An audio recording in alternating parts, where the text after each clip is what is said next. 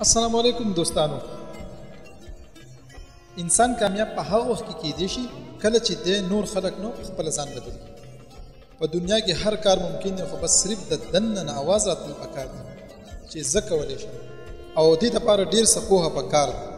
د څه نه پوهه پکار ده؟ د مشکلاتو نه، د خراب وخت نه. که ته د پوهه حاصلولو دپاره تیار نه یې نو څوک هم ګوره ستا مدد نشي کولی.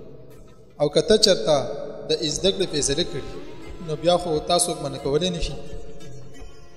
چا ډېر ښه ویلي دي چې څوک څه وایي به په دې باندې هېڅ هم نه کېږي. دا خو د وخت خبره ده او وخت چې دی هغه د هر چا راتلی شي.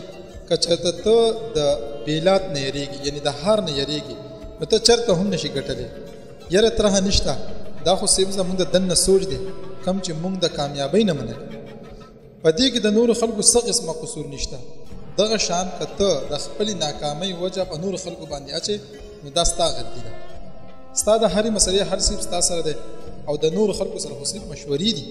دغه شان که ته په دنیا کې ترقي غواړې نو ځان کوڼ کړه، ځکه په دنیا کې یو څو خلک نه علاوه باقي ټول تا راغورځول غواړي.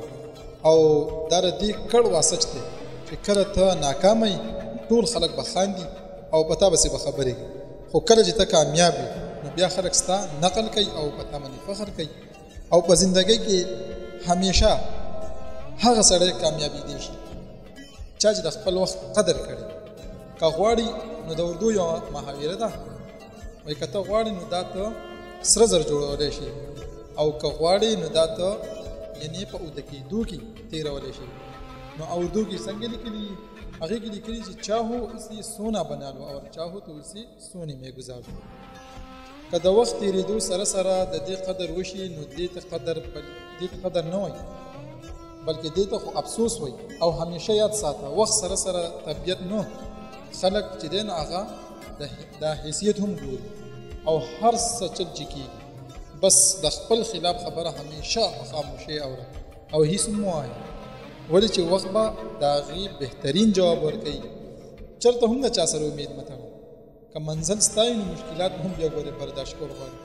دا هم د ژوند یو کړ واسط دی چې په زندګۍ کې خو هر څوک مشورې ورکوي مګر څوک به د چا سره لاس اخلاص کولو د بیا تیار نه وي. او د انسان یو فطرت دی چې څوک یې خوښ شي بیا د هغه برایي نه لټوي او چې څوک یې بدې شي نو بیا د هغه ښه والی نه لټوي. څوک چې ستا ښه والی نه ویني نو هغه ومنه ایبه، ولې چې شک همیشه د سرو زرو په پیورټي باندې کېږي چې دا سره خالص دي او که نه دي. د کویلې په سکرو باندې نه کېږي. او یاد ساته کامیابي چې دی نو هغه د سحر په شان دی. دا په غوښتنو دا په ویښ پاتې کېدو باندې میلاویږي.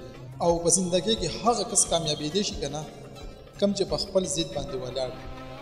یاد ساتئ په زندګۍ کې خو هسې هم مشکلات راځي خو ګټي پکې هغه سړی د چا چې ګوره سوچ غټي او د الله نه مدد غواړئ او خپله زندګي چې ده ښه په سوچ سمج سره تېره کړئ.